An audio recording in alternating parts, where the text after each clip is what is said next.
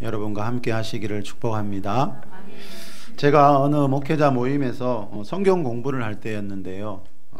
그 모임에 참석했던 제가 알고 있는 어느 목사님이 그때 이런 간증을 한 적이 있습니다. 이 목사님 가정에 대한 이야기인데요. 잠깐 소개해 드릴게요. 저는 5남 3녀 중에 막내입니다. 예수님을 믿게 된 것은 집안의 우한 때문입니다. 집안에 당산나무가 있었습니다. 아버지가 그 나무를 베어내고 그 자리에 화장실을 만들었습니다. 그 뒤로 형님과 누나가 아픈 것입니다. 음식을 먹지 못해 몸이 바짝 마르고 시름시름 앓으며 죽어갔습니다. 그리고 어머니는 목신이 들려 가끔씩 제정신이 아니곤 했습니다. 결국 누님 한 분이 죽었습니다. 그래서 구술했는데 어머니 품에 귀신이 이모의 모습으로 나타나 네가 나를 토막토막 3토막을 3토막을 냈으니 나도 너희 집에 무덤을 3개를 만들겠다. 1개를 만들었는데 앞으로 2개를 더 만들겠다고 하는 것입니다. 저희 어머니는 병을 고치기 위해 모든 수단을 다 해봤지만 소용이 없었습니다. 어느 날 마당을 쓸고 있는데 소쿠리 장사를 하는 이재호 집사님이 저희 집 앞을 지나가시면서 예수 믿으면 집안에 우환이 없어진다고 하는 것입니다. 그 말이 어머니의 마음에 박혔습니다. 그래서 자녀들을 데리고 교회를 나갔는데 어머니는 눈물이 그렇게 많이 나오더랍니다. 그리고 아픈 형님 누나들이 다 나아버렸습니다. 그러나 어머니는 여전히 목신이 들려 한 번씩 제정신이 아니었는데 아버지가 교회 가는데 왜 귀신병이 안 낫느냐고 하면서 그때 어머니가 제사를 지내서 그렇다고 했습니다. 그러면 제사를 안 지내면 병이 낫느냐고 아버지가 물었습니다. 그래서 어머니가 그렇다고 하니까 아버지가 어머니와 약속했습니다. 당분간 제사를 안 지낼 테니 병이 나으면 계속 안 지내고 병이 안 나으면 교회 가지 말고 제사를 계속 지내기로 했습니다. 어떻게 됐을까요? 이런 가정 많더라고요. 놀랍게도 제사를 지내지 않은 때부터 어머니는 한 번도 귀신병이 재발하지 않았습니다. 그 뒤부터 제사를 지내지 않았습니다. 그러자 조씨 문중에 핍박이 말로 다할 수 없이 많았습니다. 집안에 큰 무당이 있었는데 아버지에게 예수 믿으면 나이 50을 못 넘기고 죽는다고 했습니다. 그 뒤로 아버지의 핍박이 40년간 계속되었습니다. 결국 문중에서 제사 지내는 여자를 데려와서 아버지를 새 장가를 보냈습니다. 방 2칸짜리 집에서 큰 방은 아버지가 새 살림을 하고 작은 방은 어머니가 저희 자녀들을 데리고 살았습니다. 새 어머니가 애를 낳았는데 어머니가 애를 낳아주고 받아주고 몸조리를 시켜주었습니다. 그런데 결국 새 어머니는 어느 날 동네 사람들에게 돈을 빌려 도주하고 말았습니다. 또한 어머니를 핍박했던 문중 사람들은 대부분이 망하고 말았습니다. 제가 어릴 적에 설에 친척 집에 세배하러 가면 너희 집은 예수 믿어 잘됐다고 하는 말씀들을 많이 들었습니다. 저희 아버지는 40년 동안 핍박하시다가 돌아가시기 3일 전에 극적으로 회심하시고 천국 가셨습니다. 그리고 삼형제가 목사가 되었습니다. 모두 신앙의 가정을 이루고 있습니다. 너희 집은 예수 믿어 잘됐다는 말은요, 이 가정을 전도한 어느 집사님이 말한 것처럼 예수님 믿고 나니까 가정 안에 우환이 사라졌다는 겁니다. 이 우환이라는 말 한문으로 보니까요, 근심 우자에 근심 한자였습니다. 이 목사님 가정을 전도한 그 집사님이 그죠? 예수님 믿으면 우환이 가정에서 근심이 사라진다고 말할 수 있었던 이유가 어디 있겠습니까? 분명히 자기도 예수님 믿고 난 뒤에 가정이 새로워지는 것을 경험했기 때문에, 우환이 사라지는 걸 경험했기 때문에 그렇게 말할 수 있었다는 거죠. 자, 예수님 믿고 난 뒤에 이렇게 우환이 사라지는 그런 간증들이 저는 수없이 봤습니다. 자, 이 말은요, 성경적으로 말하면 예수님이 요한복음 10장 10절에서 말씀하신 예수 그리스도 안에 있는 새 생명을 얻고 나면 그 뒤에 삶이 더 풍성해진다고 말씀한 적이 있죠. 자, 그 이야기를 하는 겁니다. 자, 예수님이 말씀하신 풍성한 삶이 있습니다. 예수 그리스도를 믿는 그리스도인들이 경험하게 되는 하나님으로부터 오는 풍성한 삶이 있는데요. 우리 영혼, 육의 이 균형 잡힌 축복을 말합니다. 물론 우리가 예수님 믿어서 천국 가는 것이 가장 큰 축복이지만 성경은 천국 가기 전까지 온갖 우한 속에서 살아야 된다라고 말하지 않습니다. 자, 예수님이 말씀하시는 이 풍성한 삶, 영혼, 육의 균형 잡힌 축복이 분명히 있다는 겁니다. 자, 이것을 잘 설명해 주는 한 구절이 있는데요. 우리가 잘 아는 요한사서 1장 2절이지요. 저도 너무나 좋아하는 말씀인데 우리 한번 읽고 지나가겠습니다. 시작. 사랑하는 자여 내 영혼이 잘됨같이 내가 범사에 잘되고 강건하기를 내가 간구하노라. 자, 이 말씀을 봐도요. 성경은 영혼의 복만 강조하지 않습니다. 예수님이 말씀하시는 요한복음 10장 10절에서 말씀하시는 풍성한 삶이란요. 뭔가 하면은 영혼이 잘됨 같이 범사도 잘되고 강건해지는, 다시 말하면 영혼 육의 균형 잡힌 축복을 말합니다. 자, 예수 그리스도를 믿는 사람들에게 하나님이 주시는 복이 바로 이겁니다. 자, 세상에는 쾌락이 있지만 여러분, 예수 그리스도 안에는요, 영혼이 잘되고 범사가 잘되고 강건해지는 이런 축복이 있다는 것을 늘 기억할 수 있길 바랍니다. 근데 여러분, 이보다 더 중요한 게 있다 그랬죠. 자, 내가 예수 믿어서 내 영혼이 잘되고 범사가 잘되고 강건해지는 것보다 더 중요한 게 있는데 그게 뭐라 그랬죠, 여러분? 이러한 삶을 나만 누리는 게 아니고 나를 통해 내 후손 천대까지, 십계명 중에 제2계명에서 말하듯이 나를 통해 내 후손 천대까지 이 복을 흘러 보내는 겁니다. 저와 여러분이 예수 그리스도 안에 있는 이 영혼육의 풍성한 삶을 반드시 경험하고 또 그것을 후손 천대까지 흘러보낼 수 있는 그런 축복의 통로가 될 수 있기를 바랍니다. 자, 우리가 교회를 다니는 이유는 여러분, 우리가 이 시간 예배하고 있는 이유는 그죠? 설교 전에도 잠시 말씀드렸죠. 우리가 어떤 이론을 배우기 위해서가 아니고요. 자, 내 인생을, 내 삶을 새롭게 하고 내 가정, 가문의 역사를 바꾸기 위해서라고 성경은 분명히 이야기합니다. 이 성경 66권은 어떤 책인가 하면은요, 인간의 생사화복에 대한 책입니다. 다시 말하면 이 땅에 흐르고 있는 어떤 복과 저주의 원칙, 법칙에 대한 책이라는 거죠. 여러분, 왜 어떤 가정은 그죠? 우환이 없는데 왜 어떤 가정은 우환 속에서 살아갈까? 성경적으로 말하면 왜 어떤 가정에는 천대의 복이 흐르고 있는데 어떤 가정에는 3, 4대의 저주가 흐르고 있는가? 자, 성경은 이 문제에 대한 답을 주고 있다는 겁니다. 자, 믿는 사람이나 믿지 않는 사람이나 공통적인 게 한 가지 있죠. 뭡니까? 대를 이어서 내 가문이 잘 되는 겁니다. 그렇죠? 그런데 여러분, 이 목사님 가정이 한때 그랬던 것처럼 후손이 잘 되라고 조상 제사를 많이 드리는데 왜 조상 제사를 많이 드리는 가정에 보면 사고와 질병이 더 많을까요? 저도 이런 모습 주위에서 많이 봤거든요. 후손 잘 되라고 조상 제사 열심히 드리잖아요. 그런데 그런 집안일수록 여러분 우환이 많이 생기는 것을 저는 수도 없이 지금 보고 있고요. 자, 오늘 본문을 보면요, 사도 바울이 그 이유가 어디에 있는지를 오늘 본문에서 가르쳐주고 있습니다. 오늘 본문의 핵심 구절이 우리 20절, 21절입니다. 우리 한 번 더 읽어봅시다. 무릇 시작. 무릇 이방인이 제사하는 것은 귀신에게 하는 것이요 하나님께 제사하는 것이 아니니 나는 너희가 귀신과 교제하는 자가 되기를 원하지 아니하노라. 너희가 주의 잔과 귀신의 잔을 겸하여 마시지 못하고 주의 식탁과 귀신의 식탁에 겸하여 참여하지 못하리라. 자, 둘 중에 하나를 선택하면서 살게 되어 있다는 겁니다. 사람은 주의 잔과 귀신의 잔을 겸하여 함께 마시지 못한다는 말은 사람은 이 둘 중에 하나를 선택하면서 살아가고 있다라는 겁니다. 자, 주의 잔이란 이 말씀 앞에 16절에 보면 바울이 성찬식 이야기를 하고 있죠. 성찬식 때 예수님이 십자가에서 흘리신 그 피를 상징하는 포도주를 마시는 것을 말합니다. 자, 그리스도의 피와 몸에 참여한다는 거 나와 있죠. 그죠? 성찬식은 예수 그리스도께서 십자가에서 흘리신 그 피와 예수님의 그 몸에 참여하는 행위입니다.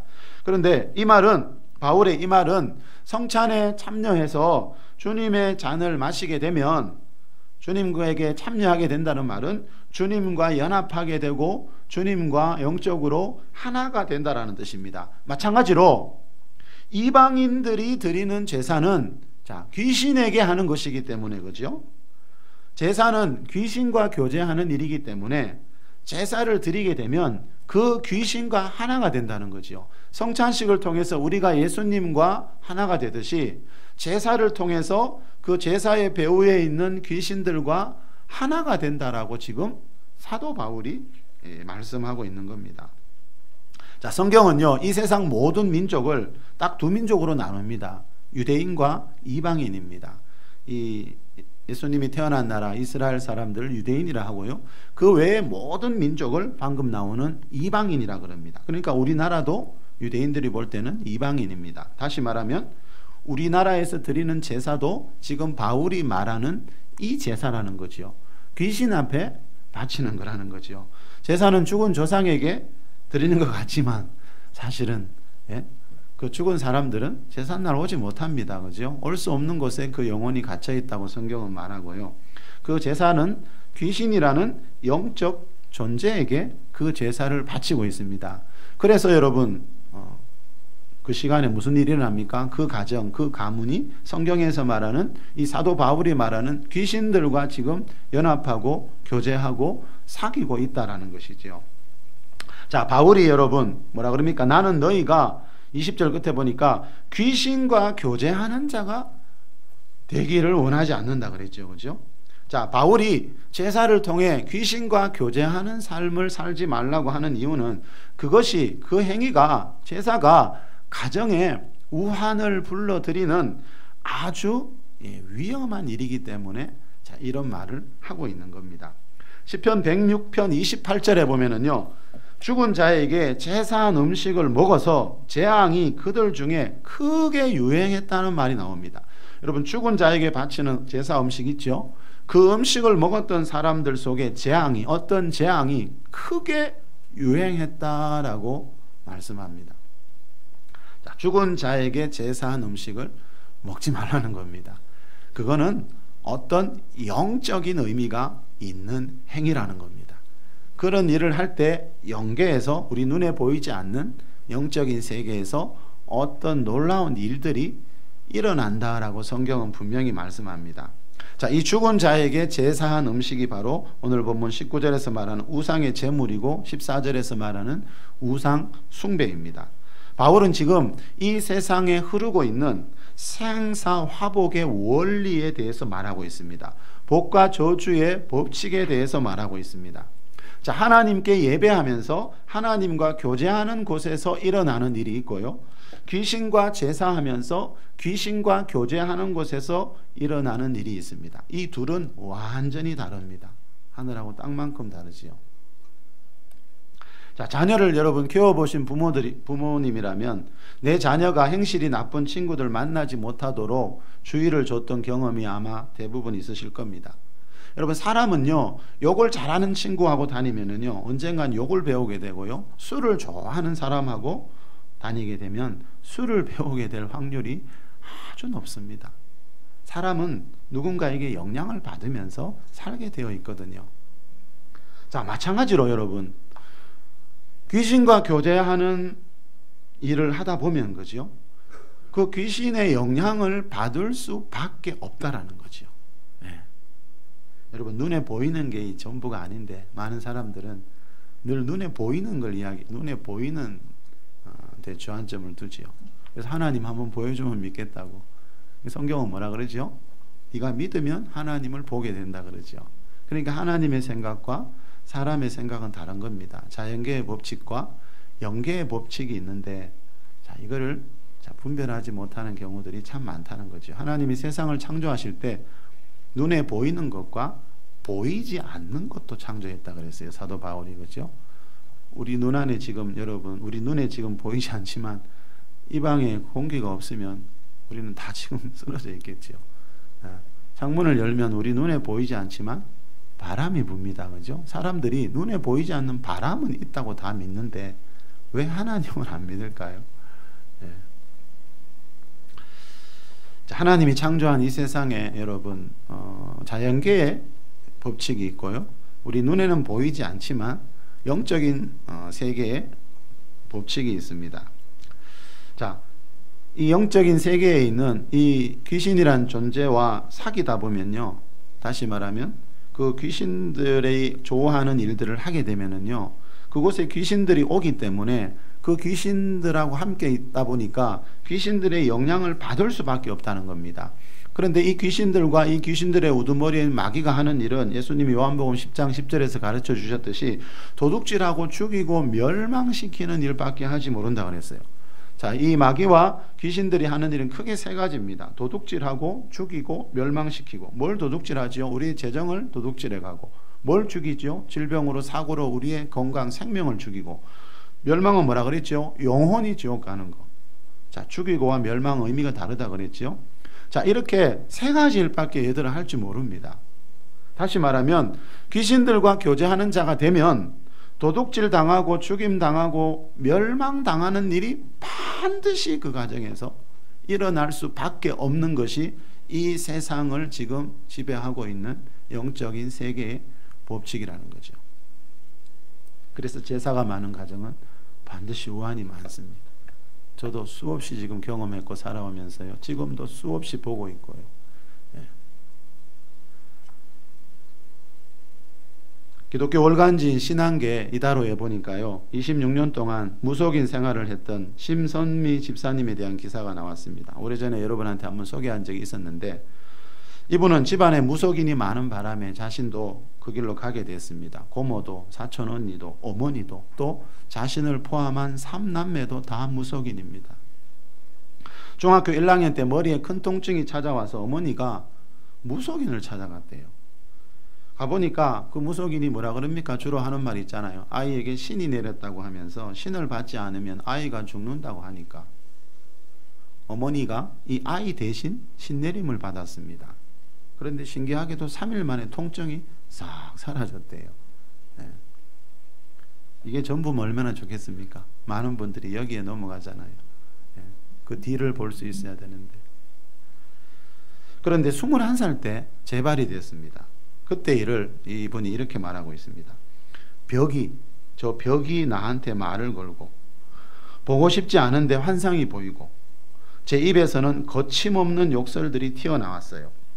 과거에 어머니가 저 대신 신내림 받으면 괜찮다는 것은 다 거짓이었던 거죠. 그쪽 세계는 결국 이런 거짓 영에게 속아 노예가 되는 겁니다. 그래서 이분이 26년 동안 그 거짓의 영들, 귀신에 속아서 노예 생활을 했다는 거죠. 병이 나은 것 같았는데 진짜 나은 게 아니고 더 지나가 봐야 하는 거죠, 여러분. 그리고 이분이 어떤 사연 속에 어느 날 그 무속인 생활을 하다가 예수님을 영접했거든요.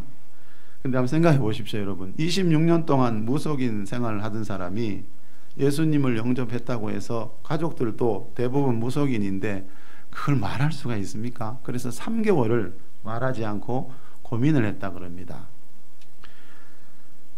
그런데 그 3개월 동안요, 집안에 이상하게 그동안 오래도록 풀리지 않았던 동생의 일과 언니의 일이, 그 어려운 일이 그 3개월 동안에 다 해결되는 바람에 이분이 용기를 내서 어머니에게 말했대요.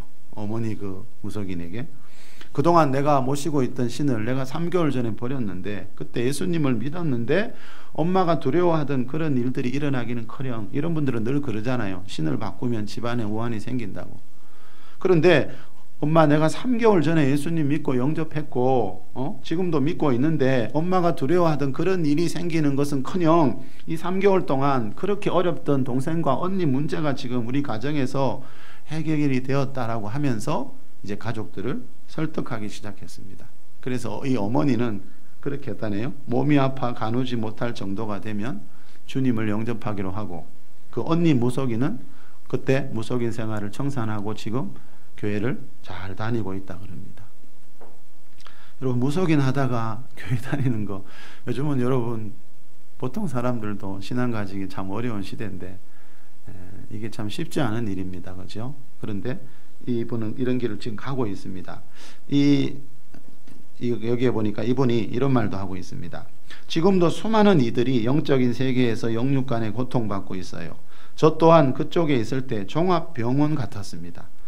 한 병원에서만, 이분이 다니던 그 한 병원에서만요, 제 질병 차트가 백과사전 몇 권의 두께였습니다. 자, 이분이 26년 동안 무속인 생활하면서 자기가 종합병원이었다는 거예요. 그런데 병명이 안 나와요. 자, 병원에 가서 진찰을 해보면 그렇게 아픈데, 온몸이 다 아픈데 병명이 안 나온대요. 원인 모를 병이 어찌나 많았던지 한 번은 쓸개에 암이 생긴 것 같다며 떼어냈는데 떼고 보니까 오진이었죠. 그쪽 신들은 이렇게 사람을 올가매입니다. 자, 여러분, 사복음서에 보면 질병을 주는 영들이 굉장히 많습니다. 예. 자, 원인 모를 질병이 너무 많더라 그랬죠, 여러분, 그죠? 귀신들이 잘하는 일 중에 하나가 이겁니다. 현대 의학으로도 드러나지 않는 원인 모를 질병으로 사람들을 사로잡는 거. 이게 귀신들이 제일 잘하는 일 중에 하나죠. 그래서요, 도둑질하고 죽이고 멸망시키는 일을 한다. 예수님이 가르쳐 주신 겁니다. 현대의학이 많이 발전한 것 같지만요, 전에 어느 의사의 글 소개해 드렸죠. 현대의학으로 고칠 수 있는 병은 10% 정도랍니다. 히브리서 2장 14절에 보면요, 마귀는 죽음의 세력을 잡은 자라고 말하고 있습니다. 마귀는 사고나 질병으로, 죽음에 대한 두려움으로 사람들을 사로잡고 있습니다. 이 마귀가 여러분, 하나님의 허용하는 범위 안에서는 사람을 죽이는 일도 성경에 보면 나오고 있죠. 자, 우리나라에는 이 마귀와 귀신 이야기하면 대부분 귀신 하면은 뭘 생각하죠? 죽은 조상, 죽은 사람의 혼령을 떠올리지만, 자, 그런 귀신은 없습니다. 그렇죠? 사람이 죽으면 우리 영혼이, 몸 안에 있는 영혼이 떠나서 낙원과 음부, 누가복음 16장에서 말하는 그 낙원과 음부, 거기 들어가서 예수님 재림 때까지, 천년왕국 끝날 때까지 다니지 못합니다. 그렇죠? 자, 이 우리나라 사람들은 옛날 영화나 이런 TV 드라마 같은 데서 그런 것들을 하도 보다 보니까 귀신 하면은 다 죽은 조상들을 떠올리지만, 자, 귀신은 이사야 14장에 나오듯이 하나님께 반역하다가 타락한 천사들을 귀신이라 그럽니다. 이 타락한 천사들 중에 우두머리가 마귀이고 그 밑에 많은 귀신이 있는데, 이 귀신들을 요한계시록 18장 2절에서는 각종 더러운 영들이다 이렇게 표현합니다. 각종 더러운 영이라는 말은 이 마귀 밑에 있는 귀신들의 종류가 다양하고요, 다양한 일들을 하는 다양한 영들이, 귀신들이 있다는 거죠. 다시 말하면 질병을 일으키는 영이 있고요, 또 구약에 보면 사람들을 거짓말 잘하게 하는 영이 있고요, 또 사람들과의 관계를 깨트리는, 배신하게 하는 영들이 있고요. 이렇게 마귀 밑에는 각종 다양한 영들이 있다는 겁니다. 역술인 100만 명시더라고요, 요즘요. 언제부터인가 우리나라에 이렇게 점을 치는 역술인들이 100만 명이란 말들이 언제부턴가 나오고 있습니다. 그래서 요즘 길거리 가더라, 어디 가더라도 점집이 널려 있습니다. 며칠 전에 저도 운전하다가 현수막을 봤는데, 그 신내림 받은 어린 아이, 아기 동자에 대한 광고 현수막을 붙여놨더라고요. 자, 여러분, 점집이 이렇게 많이 생기는 이유 중에 하나는 이전보다 사람들이 더 많이 점집을 찾기 때문에 생기겠죠. 자, 이 말이 뭡니까? 과학이 아무리 발전하는 시대를 살아가도요, 사람은 영을 가진 영적인 존재이기 때문에요, 영적인 세계에 대한 궁금증을 가지게 마련이라는 거죠. 그런데 안타까운 것은, 이상한 것은 교회는 반대로 가고 있어요. 순복음 신학교 교수인 김신호 목사님이 오늘날에도 귀신이 있나요? 라는 책을 썼어요. 왜요? 교회 다니는 분들이 하도 귀신의 존재를 안 믿으니까 이분이 책 제목을 오늘날에도 귀신이 있나요? 라고 이렇게 적었대요. 자, 이 목사님이 이 책에서 하는 말 한번 들어보실래요? 대부분의 한국 교회 교인들은 귀신을 실존으로 받아들이지 않거나 설사 있다 손 치더라도 심각하게 생각하지 않는다. 그래서 귀신에 대한 연구를 하면서 많은 갈등을 겪게 되었다. 무엇보다도 귀신에 대해 논의하는 것 자체를 한국 교회가 색안경을 끼고 바라보고 있기에 망설여졌다. 그래서인지 많은 신학자들도 귀신에 대해 논하는 것 자체를 꺼려한다. 요즘 귀신 이야기하면 이상하게 본다는 거예요, 교회 다니는 분들이. 사복음서에 보면 귀신 이야기를 가장 많이 자주 한 분이 예수님이에요. 여러분, 예수님만큼 이 세상을, 그렇죠? 바르게 정확하게 알고 있는 분이 있을까요? 자, 예수님은 귀신 이야기를 자주 했지만 요즘 교회는 이상하게 귀신 이야기를 안 한대요. 왜 그럴까요?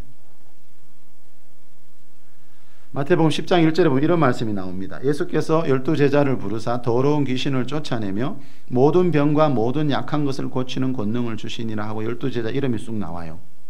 여러분 꼭 기억하셔야 돼요. 예수님이 12제자를 부르시고 제일 먼저 주신 것은 다른 것도 얼마나 많아요. 줄게. 또 다른 능력도 줄 게 얼마나 많아요. 그런데 예수님이 12제자를 부르시고 제일 먼저 주신 능력이 왜 귀신을 쫓는 권능이었을까? 우리가 꼭 생각해 봐야 된다니까요. 예수님의 나라, 저 이스라엘 유대인들은 조상 대대로 하나님을 믿었던 사람인데 그런 나라에 귀신들이 그렇게 많다면 우리나라는 과연 그죠? 얼마나 될지 우리가 한번 생각해 봐야 되는데, 그죠? 왜 교회 안에서 자꾸 이런 이야기를 안 하게 될까요? 세상 사람들은 더 찾고 있는데 이런 세계를. 이상하지 않아요, 여러분?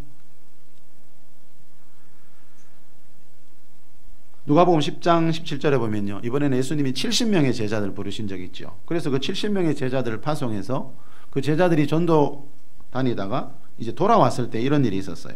70인이 기뻐하며 돌아와 이르되 주여 주의 이름이면 귀신들도 우리에게 항복하더이다. 자, 이 70명의 제자들도요, 전도하고 돌아온 뒤에 제일 먼저 하는 이야기가 뭐예요? 우리가 주의 이름을 전했더니 제일 먼저 무슨 일이 있대요? 귀신들이 항복하더이다. 자, 귀신들 쫓아왔다는 거예요. 자, 이 말은 예수님을 전하니까, 여러분, 예수님을 전하니까 그 이전에 몰랐던 그곳에 있던 귀신들의 정체가 드러났다는 뜻이지요. 근데 지금 왜 안 드러날까요? 지금은 그때보다 교회도 더 많은데 왜 지금은 여러분 예수님의 이름을 전하면 귀신들이 안 드러날까요? 왜 항복 안 할까요?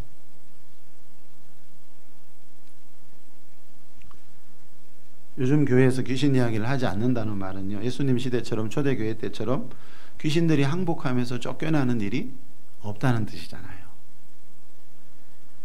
자, 이 말은 그만큼 많은 그리스도인들이 거짓의 아비인 마귀에게 지금 속으면서, 그죠? 각종 더러운 영들에게 속으면서 살고 있다는 거죠.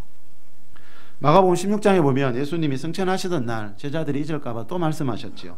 믿는 자에게 이런 표적이 따르리니 곧 그들이 내 이름으로 귀신을 쫓아내며. 믿는 자에게는, 이 말은 12제자만이 아니고 목회자만이 아니고 선교사님만이 아니고 예수 그리스도를 믿는 모든 자들은 내 이름으로 귀신을 쫓아내라고 승천하기 전에 또 말씀하셨거든요. 근데 우리는 왜 관심이 없을까요? 자, 그러면 여러분, 예수님이 이렇게 귀신 쫓는 이야기를 자주 말씀하신 이유가 뭔가? 자, 이거를 알면은 예수님 마음을 조금 이해할 수 있습니다. 자, 마태복음 12장 28절에 나옵니다. 우리 큰 소리로 한번 읽어봅시다. 시작. 그러나 내가 하나님의 성령을 힘입어 귀신을 쫓아내는 것이면 하나님의 나라가 이미 너희에게 임하였느니라. 시작. 그러나 내가 하나님의 성령을 힘입어 귀신을 쫓아내는 것이면 하나님의 나라가 이미 너희에게 임하였느니라. 자, 하나님의 나라, 이 성경 전체의 주제고 핵심이라 그랬죠, 여러분, 그죠? 성경이 말하는 건 뭡니까? 이 세상 나라만 있는 게 아니고 하나님이 다스리시는 하나님의 나라, 우리 눈에는 보이지 않지만, 그죠? 하나님이 다스리시는 하나님의 나라, 영적인 세계에 어떤 나라가 있다라고 말씀합니다. 자, 마가복음 1장 15절에 보면 이 하나님의 나라는 예수님이 공생에 시작하시면서 하신 첫 번째 설교의 주제였지요. 하나님의 나라가 가까이 왔으니 회개하고 복음을 믿으라. 이 말은 하나님이, 성자 하나님이신 예수님이, 그죠? 하늘 천국 영광 버려두시고 이 땅에 오신 이유는 하나님의 나라를 우리에게 전해주기 위해서라는 겁니다. 그래서 하나님의 나라 복음이라는 말이 또 나오죠.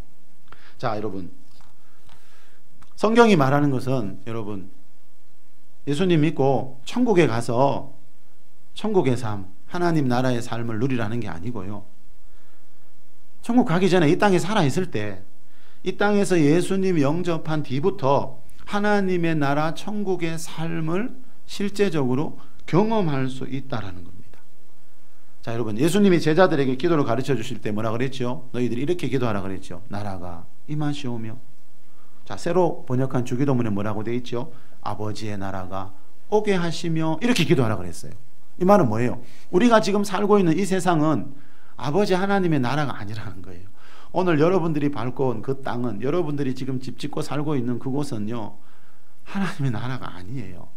세상의 신 마귀의 나라라고 성경은 분명히 이야기합니다. 자, 오늘 오후 시간에 그 근원, 그렇게 된 이유를 살펴보겠지만, 자, 성경은요 이 두 나라 이야기입니다. 하나님의 나라가 있고 마귀의 나라가 있다. 이 세상은 마귀가 지배하고 다스리는 마귀의 나라다라고 분명히 말하고 있습니다. 그래서 예수님이 제자들에게 이렇게 기도해라. 너희 가정에 하나님의 나라가 오게 하도록, 너희 일터에, 너희들이 다니는 곳에, 운전하고 다니는 곳에 세상 재앙이 다가오지 못하도록, 마귀의 도둑질하고 죽이고 멸망시키는 일이 다가오지 못하도록, 그곳이 하나님 나라가 되도록, 하나님 나라에는 평강과 희락이 임하는 곳이 되도록 기도하라. 그게 주기도문이에요. 우리 맨날 암송하고 있잖아요. 근데 중요한 것은, 그걸 암송하는 것보다 더 중요한 것은 그 나라가 지금 내 삶 가운데 임하고 있는가, 어떻게 해야 그 나라를 오게 할 수 있는가. 자, 그게 중요하다는 거죠. 자, 다시 말하면 성경에서 말하는 그리스도인의 삶은, 여러분, 아버지 하나님의 나라를 내 삶 가운데 오게 하는 것. 자, 그걸 이야기합니다. 자, 아버지의, 그러면 하나님의 나라가 온다는 게 무슨 말인가? 다시 말하면 아버지 하나님의 나라가 어떤 것인가를 한 구절에 잘 설명해 주는 것이 요한계시록 21장 4절인데 이런 말을 합니다. 모든 눈물을 그 눈에서 닦아주시니 다시는 사망이 없고 죽음이 없고 애통하는 것이나 곡하는 것이나 아픈 것이 다시 있지 아니하니. 자, 이 말은 뭡니까? 하나님 나라 천국에 대한 이야기인데, 천국엔 가난도 없고 질병도 없고 재앙도 없고 우환이 없다는 거예요. 그런데 중요한 것은 그 나라의 삶을 천국 가서 사는 게 아니고, 이 땅에서 우리가 예수님 믿고 영접한 그때부터 그 아버지 하나님의 나라가 내 삶 가운데 임하는 거, 그게 성경에서 말하는 하나님이 그리스도인들에게 주신, 약속해 주신 은혜와 축복이라는 거죠. 하나님의 나라는 한마디로 우리 서두에 말한 것처럼 우환이 없는 나라입니다. 그 나라 이루시길 축복합니다. 그게 진짜 예수 믿는 겁니다, 여러분. 신앙생활은 이론이 아닙니다, 여러분. 마귀 이야기 이론이 아니고요. 자, 이러한 하나님 나라의 삶을 보고 아까 요한삼서 1장 2절에서 뭐라 그러는 겁니까? 사랑하는 자여, 네 영혼이 잘된 같이 범사가 잘되고 강건하기를 원하노라. 사도 요한은 이렇게 표현한 겁니다. 자, 이러한 삶을 보고 예수님이 요한복음 10장 10절에서 내가 온 것은 양으로 생명을 얻게 하고 더 풍성케 하기 위해서다라고 풀어서 설명하시는 겁니다. 자, 예수님을 믿은 뒤에는 여러분, 영적인 복과 육적인 복, 균형을 이루면서, 자, 하나님 나라 안에 내려오는 그 영적인 복과 육적인 복, 자, 그 속에서 살아가는 것, 그리고 날이 갈수록 삶이 더 풍성해지는 것, 그게 하나님 나라의 삶이라는 거죠. 자, 이게 예수님이 우리에게 주고 가신 복음, 그래서 하나님 나라의 복음, 그래서 어떤 곳에는 천국 복음, 이렇게 표현하는 겁니다. 천국 복음은 천국만 가게 해주는 복음을 말하는 게 아닙니다. 그 천국에서의 삶을 지금 이 땅에서 경험하게 해주는 걸 보고 천국 복음이라 그러는데, 많은 분들은 그냥 예수 믿고 천국 나중에 죽어서 뭐 가면 되지, 이게 아니고, 여러분, 그건 예수님의 뜻이 아닙니다. 이 땅에서 아버지의 나라가 오게 할 수 있다라고 예수님이 주기도문 그렇게 중요한 주기도문에서 가르쳐 주셨잖아요. 자, 그런데 여러분, 예수님 믿는다고 해서 이것이 저절로 이루어지면, 하나님 나라가 저절로 이루어지면, 우리 주일 예배만 드렸다고 해서 하나님 나라가 내 삶 가운데, 일터 가운데 이루어지면 얼마나 좋겠습니까만은 그거는 아니고요. 하나님의 나라가 내 삶 가운데 임하게 하기 위해서 우리가 해야 할 일이 있고, 또 어떻게 해야 되는지 성경은 감사하게도 다 가르쳐주고 있다는 거죠. 자, 하나님 나라를 내 삶에 임하게 하는 데 가장 중요한 한 가지, 방금 읽은 마태복음 12장 28절에 답이 나왔습니다. 이미 기억나세요 혹시? 내가 하나님의 성령을 힘입어 귀신을 쫓아내는 것이면 하나님의 나라가 이미 너희에게 임하였느니라. 자, 이 말이 뭐죠? 자, 하나님의 나라는요, 귀신을 쫓아내야, 귀신을 쫓아내는 것이면 하나님의 나라가 임했다. 이 말은 이 세상은 마귀와 귀신의 나라이기 때문에 우리 삶의 영역에 있는 내 가정 가문 안에 내려오는 방해하는 그런 마귀와 귀신을 쫓아내어야 내는 만큼 그곳에 하나님의 나라가 임한다는 거죠. 다시 말하면 여러분, 예수님 말씀은 우리 삶의 모든 영역에 마귀와 귀신들이 자리를 잡고 있다는 뜻이지요. 우리는 지금 마귀의 집에서 마귀의 정원 안에서 살아가고 있거든요. 이 세상은 마귀의 나라거든요. 세상 나라는. 그래서 귀신을 쫓아내는 만큼 하나님의 나라가 임하는 겁니다. 그런데 이 귀신을 쫓는 것은 사람의 힘으로 되지 않습니다. 그래서 예수님 방금 뭐라 그랬죠? 하나님의 성령을 힘입어 귀신을 쫓아낼 수 있고, 귀신을 쫓아내는 만큼 네 가정 일터 안에 하나님의 나라가 임한다라고 지금 이 말씀에서 가르쳐주고 있어요. 그래서 아주 쉬워요, 여러분. 영계의 법칙은 복잡한 게 없더라고요. 그래서 산수 못하고 공부 못하는 사람들도요, 얼마든지 할 수 있습니다. 자, 하나님의 나라는 여러분, 지금 내가 살고 있는 가정 일터는 여러분, 거기 마귀의 본부예요. 마귀의 땅이에요. 오늘 시간에 살펴보겠지만, 자, 그래서 여러분, 그 마귀와 귀신들을 쫓아내야 하나님 나라가 임하는데, 이 마귀와 귀신들은 영적인 존재이기 때문에 우리가 어떤 세상의 재력이나 학력이나 지식으로는 쫓아낼 수가 없어요. 오직 하나님의 성령을 힘입어. 자, 그래서 사도 바울이 에베소서 5장 18절에서 뭐라 그랬죠? 오직 성령으로 충만함을 받으라 그런 겁니다. 그래서 예수님이 누가복음 11장에서 너희 하늘 아버지께 성령을 구하라 그런 겁니다. 자, 우리가 성령의 충만함, 성령을 구해서 성령의 충만함을 받으면요, 무슨 일이 생길까요? 내 삶의 영역에, 자, 마귀가 심어놓은 것들, 자, 그런 것들이 보이기 시작하고, 자, 그런 것들을 멸할 수 있는 지혜와 능력이 나에게 오게 됩니다. 돈 아무리 많이 벌어도 여러분, 이 영계의 법칙을 알지 못하면요, 여호와께서 집을 세우지 않으면 세우는 자의 수고가 어느 날 다 헛되다 그랬지요. 그래서 세상에 보십시오, 여러분. 한때 잘 나가지만 나중에 보면 넘어져 있고. 하나님의 복과 세상 복의 차이점 중에 하나가 이겁니다. 하나님의 복은 갈수록 그죠? 더 커져가는데, 세상 복은요, 한때 갑자기 컸다가 갑자기 줄어버리고. 예. 자, 여러분, 신앙생활에 가장 중요한 게 제가 늘 말씀드리죠. 그래서 예수 믿고 나는데 가장 중요한 거, 하나님의 영이신 성령으로 충만함을 받는 게 그래서 중요합니다. 자, 마귀와 귀신들은 우리 눈에 보이지 않습니다. 이거는 영적인 일입니다. 영계에 있는 일입니다. 그래서 내 힘으로는, 우리 인간의 힘으로는 도저히 해결할 수가 없고요. 그래서 하나님이 말세에 모든 육체에게 성령을 부어주시는 이유 중에 하나도 이 말세에는, 마지막 때에는 마귀와 영적 전쟁이 더 치열하기 때문에요. 성령으로 충만하지 않으면 예수 믿어도 나와 내 가정 안에 하나님의 나라를 이룰 수 없기 때문에 하나님은 말세에 원하는 자 누구에게나 성령의 충만함을 주시고 있습니다. 마지막으로 좀 전에 소개해드렸던 그 무속인 출신의 심선미 집사님의 말 한 가지 더 소개하면서 말씀을 맺겠습니다. 자, 이분이 이런 말도 했습니다. 무엇보다도 가장 감사한 것은, 자, 교회 다니면서 가장 감사한 것은 세상이 줄 수 없는 평안과 자유함이었다. 잠드는 것도 먹는 것도 그 어떤 것도 제 마음대로 못하게 한 게 악한 영이었습니다. 하나님을 알게 된 후 저는 진정한 자유함이 뭔지 알게 됐어요.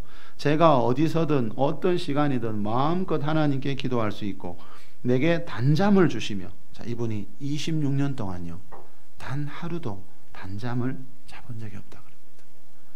근데 그리스도인이 된 뒤에 내게 단잠을 주시고 한 번도 경험해 보지 못했던 평안을 경험하게 하셨습니다. 무엇보다 말씀이, 하나님 말씀이 얼찌나 달고 오묘하든지 말씀 안에 모든 답이 있었어요. 자, 무속인 생활 26년 동안요, 이분이 한 번도 경험해 보지 못했던 단잠과 평안을 예수님 믿고 난 뒤에 경험했다는 이 말은요, 바울이 로마서 14장 17절에서 말하는 성령 안에 있는 평강과 희락이 이론이 아니고 실제라는 거죠. 여러분, 성령의 임재 가운데, 여러분, 성령님이 임재하실 때 우리에게 주시는 게 많습니다. 그 중에 하나가 뭡니까? 이 성령님 안에 있는 평강과 희락을 주신다는 거죠. 이분이 그걸 경험해 봤대요. 여러분, 성령으로 충만해지니까, 그죠? 하늘아버지께 성령을 구해서 내 영혼이 성령으로 충만해지니까, 아, 성령님 안에 있는 평강과 희락이 이게 실제구나. 자, 그러니까 무슨 일이 생겨요? 당연히 악한 영들이 물러가더라. 그 이야기를 하는 겁니다. 우리가 하나님과 가까워지는 만큼, 하나님의 임재를 경험하는 만큼 그 영들은 반드시 당연히 물러갈 수밖에 없더라. 이분이 그 이야기를 하는 거예요. 여러분, 이분은 26년 동안 실제적으로요, 귀신들을 보면서, 음성 들으면서 그 속에서 하나가 되어 살았대요. 근데 예수님 믿고 성령을 받고 성령의 임재 안에 들어오니까 그 영들이 사라지더라는 거죠. 베드로전서 5장 8절에 보면 너희 대적 마귀가 우는 사자같이 두루다니며 삼킬 자를 찾나니 너희는 믿음을 굳건하게 하여 그를 대적하라. 마귀를 대적하라. 베드로 사도가요. 여러분, 하나님이 마귀를 대적해 주는 게 아니고요, 마귀는 내가 대적해야 돼요. 전쟁은요, 내가 하는 겁니다. 내가 자연계에서 어떻게 하느냐에 따라서 영계에서 어떤 결과가 일어납니다.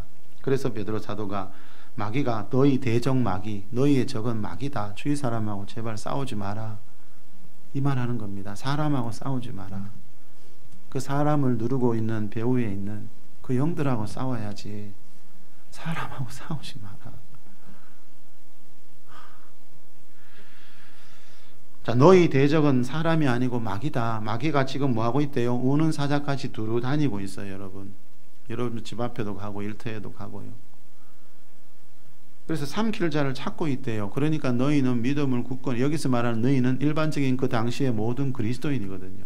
우리 이야기입니다. 예. 이 세상은 마귀의 정원인데, 마귀의 집인데 우리가 둥지를 틀고 지금 살고 있는 거예요. 그러니까 마귀가 볼 때 여러분, 그거는 이해하기 어려운 일이죠. 여러분 집안에 다른 사람이 들어와 살고 있다고 생각해 보세요. 가만두시겠어요? 우리가 지금 그러고 있는 거예요. 그러니까 마귀가 각종 더러운 영들을 통해 가정을 그렇게 공격하는 겁니다. 자, 여러분, 성경에서 말하는 우리 인생은 한마디로요, 우리 신앙생활은 한마디로 이 마귀와의 영적 전쟁입니다. 여러분, 이 영적 전쟁에 승리할 때, 오늘 설교 제목이 영적 전쟁에서 승리할 때지요. 왜 이렇게 붙였냐면요, 자, 성경에 약속되어 있는 모든 축복요, 예수님이 말씀하시는 풍성한 삶, 사도 요한이 말하는 영혼이 잘되고 범사가 잘되고 강건한 삶, 이 모든 것들이 예수님 믿는다고 저절로 이루어지는 게 아니고요, 우리가 마귀와의 영적 전쟁에 승리할 때 이런 일들이 나에게 일어나게 된다라는 겁니다. 자, 영적 전쟁에 승리하는 그런 용사가 되어야 여러분, 성경에서 약속하고 있는 그 은혜와 축복들을 내 것으로 만들 수 있다는 거죠. 그래서 여러분, 사도 바울의 말씀처럼 예배 시간마다 오직 성령으로 충만함 받는 여러분 되시길 바랍니다. 그래서 나와 내 가정을 향한 마귀의 일을 멸하고 하나님 나라 안에 있는 영혼육의 풍성한 삶을 경험하는, 또 그것을 천대까지 물려주는 저와 여러분 될 수 있기를 예수 그리스도 이름으로 축복합니다.